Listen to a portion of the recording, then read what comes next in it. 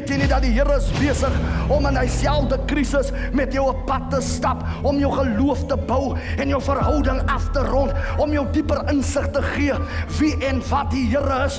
Maar as jy aan die ander kant deur is, dan lig die Here die juk en hy laat jou vrykom. When you are prayerless, you are defenseless. En ek wil jy moet dit bewus raak dat wanneer jy iets release in die atmosfeer, dit moet ontplof.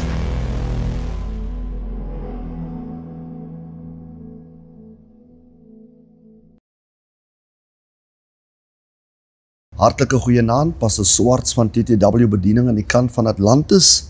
Wees weer eens gegroet in die mooi, pragtige, oorwinnende naam van ons Here Jesus. Vanaand, my vriend, wil ek graag hê ons moet vanaand oopmaak in die boek van Matteus, hoofstuk 17, vers 24, en die skriflesing natuurlik, die opskrif daarbo staan, Jesus betaal die tempelbelasting. Ons lees saam in die 24ste vers, waar hy sê, en toe hulle in Kapernaum kom, het die wat die tempelbelasting ontvang, na Petrus gegaan en gesê, betaal julle meester nie die tempelbelasting nie? Hy antwoord ja.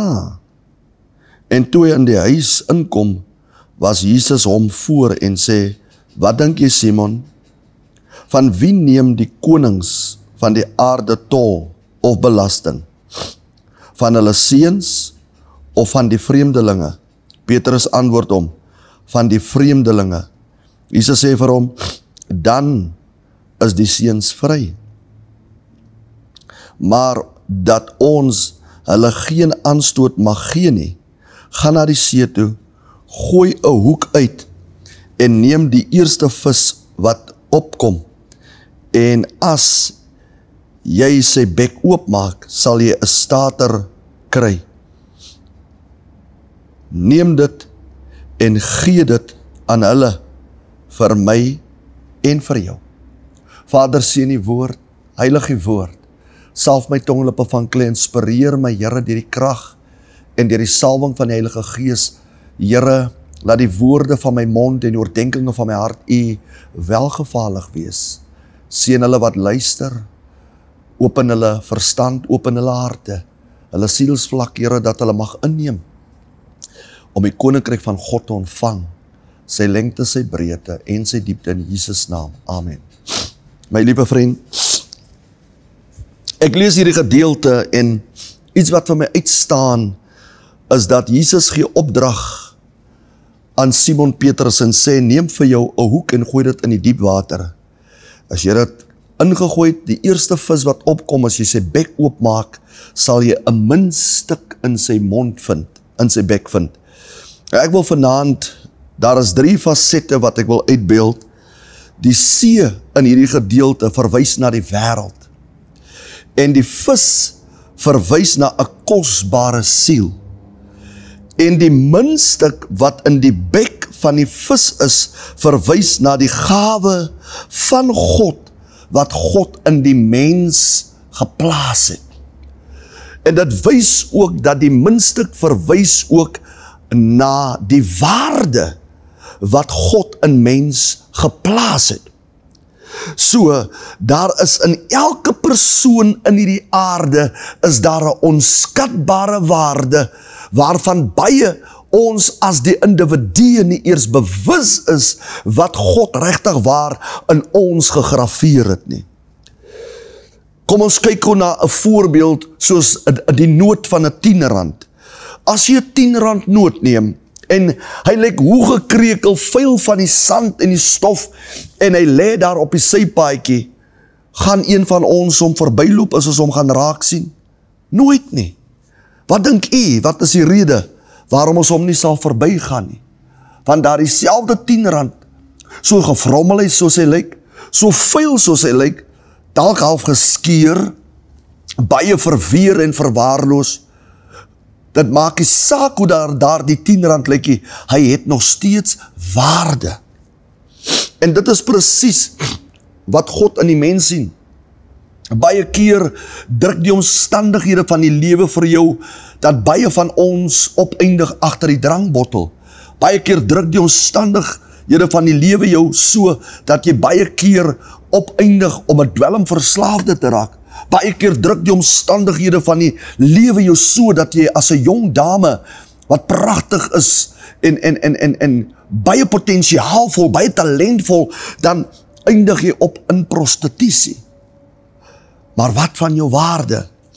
Nog altyd is daar 'n onskatbare waarde binne jou, wat nie verwyder of van jou kan ontneem word. As ons wat lees, dat in die boek van Romeine 12 vers 12, kan ons sien dat God ywer vir twee dinge vir die mens, om homself te ontdek, of om sy kwaliteite, of sy waarde, wat binne hom is, na vore te bring. Nommer 1, the renewing of the mind.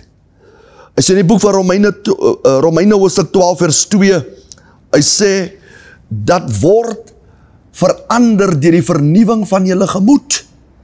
The renewing of the mind. So, dit is belangrik dat God ywer, dat ons van ons gedagtes moet verander. En daar is 'n rede waarom ons van ons gedagtes moet verander, want volgens die boek van Spreuke, skryf Salomo, en hy parafeer het, hy sê, wat 'n mens bedink, bekom hy. Ek gaan dit weer herhaal. Wat 'n mens bedink, bekom hy. So kragtig is die gedagtes, die mindset van 'n mens. En daarom sê Paulus in die boek van Romeine, moenie die vlees bedink nie, want wie vleeslik is, bedink vleeslike dinge. En wie geestelik is, bedink geestelike dinge, want die vlees bedink die dood. Die vlees bedink die dood. Dood praat van stagnasie. Dood praat van armoed. Dood praat van droogte, verwoesting. Maar wanneer daar lewe is, dan is daar progress. Daar is progressie. Wanneer daar lewe is daar voorspoed, daar is groenigheid. Waar daar lewe is, sê die woord, is daar hoop.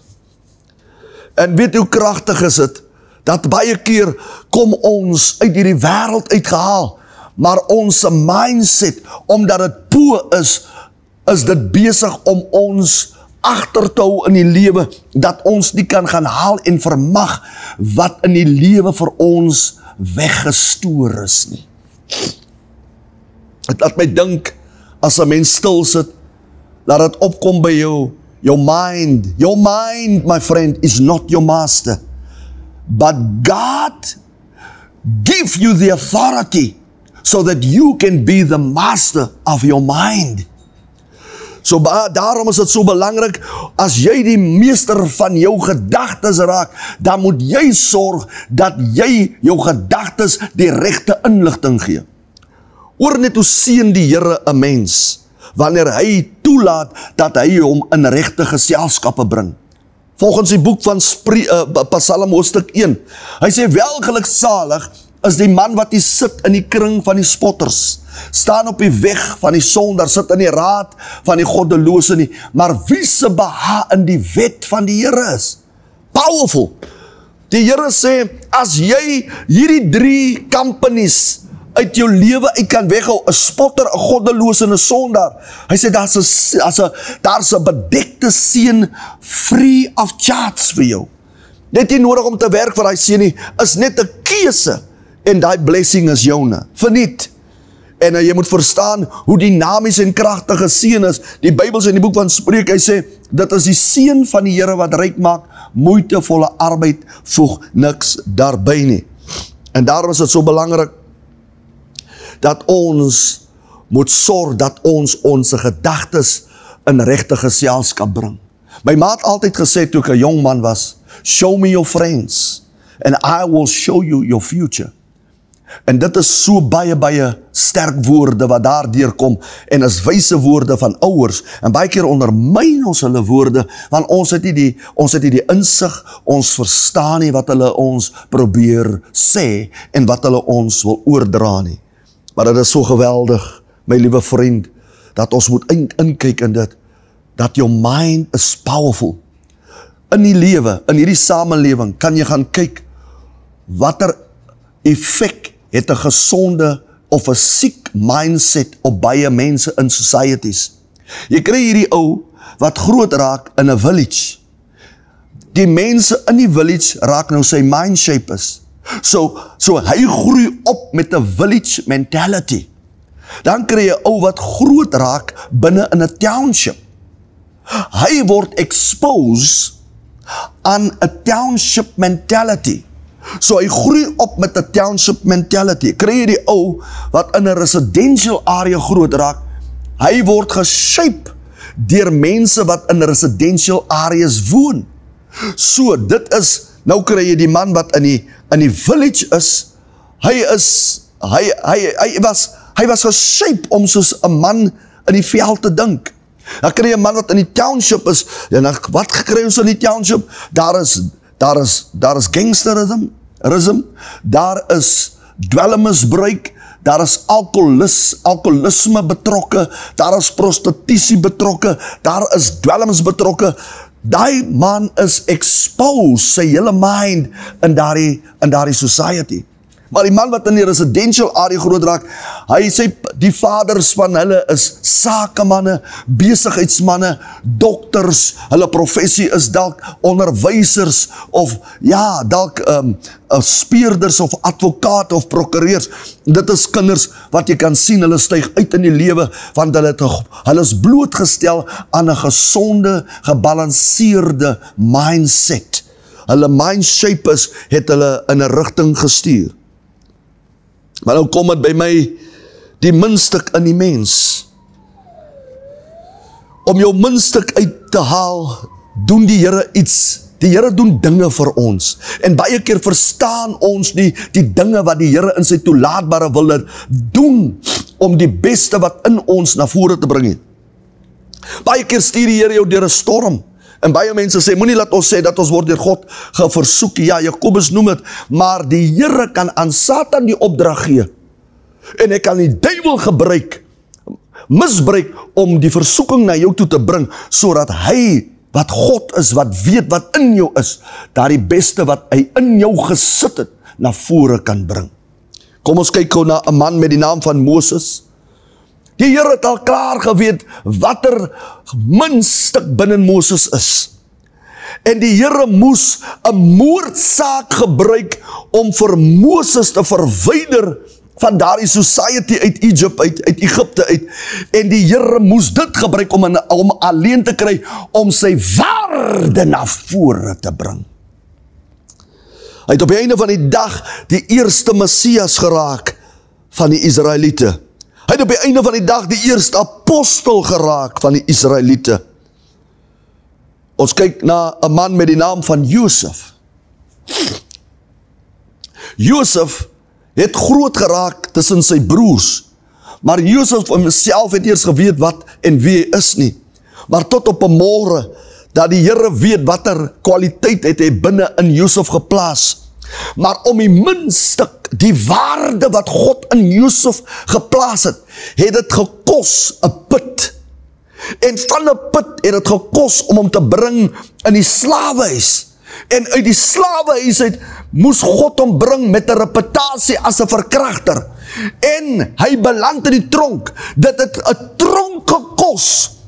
Dit het 'n hofsaak gekos van verkrachting. Dit het 'n slawehuis gekos. Dit het 'n put gekos om die muntstuk uit Josef uit na vore te bring. En toe die dag aanbreek dat daar hongersnood oor die hele wêreld kom, het daar die muntstuk wat binne in Josef was, ruimte gemaak, dat daar skure vol gemaak kon word vir 7 jare lank. Ons kyk na die disippels. Die disippels het nie geweet wat binne hulle is nie. Maar daar het 'n môre aangebreek, toe Jesus hulle saamneem op die see, na die ander kant van Gadara. Maar die Bybel sê terwyl hulle moet oorvaar, het daar 'n groot storm op die see gekom, onder die toelaatbare wil van die Vader. En terwyl dit gebeur, het die storm hulle klein geloof geherstel, dat daar 'n geloofslewe in hulle kon geboorte gee, en dat hulle se kwaliteite, hulle se waarde, hulle muntstuk na vore kon kom. Baie keer my liewe vriend, dan ondermyn jy jou storm, jou krisis, jou probleme wat in die oë staar, jou een of ander moeilike situasie waardeur jy gaan. Baie keer gebruik die Here vir jou, sit jou op plaas in sy toelaatbare wil, in 'n finansiële verknorsing. Baie keer gebeur dit dat jy in 'n hofsaak betrokke raak, en baie keer is daar net een storm na die ander storm. Maar daardie storms wat kom, my liewe vriend, is nooit gestuur om jou te vernietig nie. Daardie storms is besig om die waarde, die kwaliteite wat God in jou geplaas het, om dit na vore te bring. Want die Here weet dat binne in jou as mens is daar 'n onskatbare waarde wat die aarde nodig het. En dan moet die Here iets doen om daar die minste uit jou uit na vore te bring. Ek kyk na die lewe van Paulus. Paulus was 'n fariseer volgens die wet. Hy het so geywer om die gemeente van God uit te delg. Maar die Bybel sê dat God het in die man 'n muntstuk raak gesien. God het binne die man die waarde wat hy daarin geplaas het, het die Here raak gesien. En die Bybel sê dat dit gekos, dat die Here vir Paulus moes slaan met blindheid. Dat het blindheid gekos om die muntstuk na vore te bring. Die Bybel sê dat Paulus gee sy getuie in die boek van 2 Korintiërs 11, 21 en 23, hy sê 5 maal geslaan deur die Jode, 40 houe. 3 maal is ek met stokke geslaan. 1 maal is ek gestenig. 3 maal het ek skipbreek gelei. 'n dag en 'n nag het ek op die diep waters deurgebring.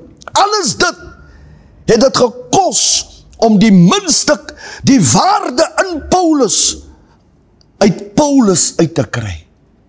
My liewe vriend, as jy vanaand by 'n deur gekom het, en by hierdie plek gekom het waar jy begin te besef, Here, ek weet nie wat fout is in my lewe nie. Jy het nie nodig om te vra wat fout in jou lewe is nie. Sê, Here, baie dankie dat U my deur hierdie krisis stuur. Baie dankie dat U my deur hierdie dieptes vat. Want dit is hierdie dieptes wat aankondig dat U sien iets in my lewe raak. Ek weet nie wat dit is nie, Here, maar openbaar dit vir my, sodat ek my volle samewerking met U kan gee, sodat dit wat in my is, wat die wêreld nodig het daar buite, dat dit na vore kan kom, en dat ek dit met die wêreld kan deel. My liewe vriend, jou lewe is stikkend vanaand. Jou lewe lyk dit val uit mekaar uit. En baie keer as jy kom op daardie plek, dan voel dit, jy kan handdoek ingooi. Maar ek wil nie sê vanaand, daardie lewe wat nou so lyk, dit val uit mekaar uit, dis met daardie einste lewe, waar God agter die skerm sit, en wag geduldig vir jou, om na vore te kom, om jou hart vir die Here te gee. Want as jy jou hart vir die Here gee, en jy kom tot inkeer, dan laat jy God toe vir die eerste keer, om nou dit wat in jou is, na vore te bring, en dit te gebruik vir mense wat daar buite is, wat besig is om verlore te gaan. So kosbaar en waardevol is ek en U vir die Here. Dat die Here baie keer vertoelaat dat ons in putte beland. So waardevol is ek en U, dat die Here toelaat, dat ons baie keer in 'n slaafhuis opeindig.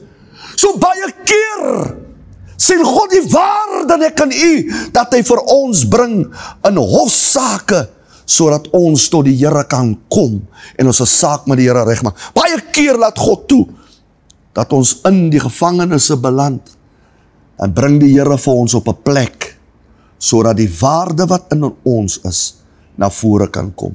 My vriend, ek het vanaand gekom tot die einde toe, en ek weet dat die Here jou vanaand wonderbaarlik gaan seën. As daar iemand is wat vanaand sit, voor hierdie kassie, wat weet, dat die Here het met hom gepraat, wil ek jou vanaand, wil ek vir jou aanraai, jy kan nie verkeerd gaan nie. Jy kan nie verkeerd gaan nie. Gaan kyk na mense wat 'n besluit gemaak het met die Here.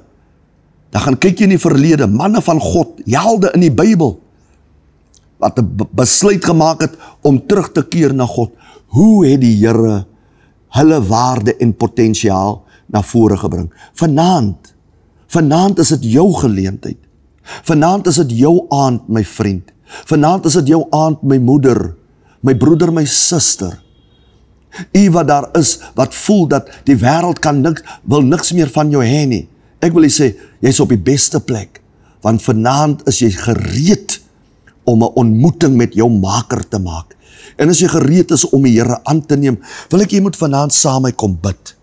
Jy moet vanaand kom stil raak en vanaand die Here daardie geleentheid gee, dat hy vanaand in jou hart kan kom woon, en dat hy kan woning maak, en dat hy vir jou kan wys hoe geweldig is hy in jou teenswoordigheid. As jy gereed is vanaand, kom ons bid saam, en ons vertrou die Here vir die groot ding wat die Here moet maak vir jou, in jou toekoms wat voorlê. Vader, vanaand sit daar baie voor die televisie, en baie mense sit daar, Here, hulle is behoeftig, en hulle verlang na uitkomste. Here, vanaand het u woord gebruik om tot hulle harte te spreek. Ek wil bid dat u vanaand, Here, vir hulle sal vergewe, dat u hulle name sal opskryf in die boek van die lewe, Here, en dat u hulle sal reinig met die duur en kosbare bloed, en Here, dat hulle skaamloos sal bely die naam van die Here, en 'n dankbaarheid, dat u die gees van dankbaarheid oor hulle sal uitstort, dat daar die dankbaarheid, Here, permanent in hulle harte sal bly, en dat hulle sal getuig die groot wonderwerke van die Here. Ons vra dit en ons bid dit vanaand, in Jesus naam, amen. My vriend, ek glo as jy hierdie gebed gebid het saam met my, gaan die Here jou wonderlik seën, en jy gaan die getuie van die Here ervaar, en jy sal dit uitdra. Mag die Here vir jou wonderlik seën, en mag die Here vir jou 'n geseënde aangee. Ons sê dan totsiens, tot volgende week, die Here seën. Weet jy nie dat die Here is besig om in dieselfde krisis met jou op pad te stap, om jou geloof te bou en jou verhouding af te rond, om jou dieper insig te gee wie en wat die Here is. Maar as jy ander kant deur is, dan lig die Here die juk en hy laat jou vrykom. When you are prayless, you are defenseless. En ek wil jy moet dit bewus raak dat wanneer jy iets release in die atmosfeer, dit moet ontplof.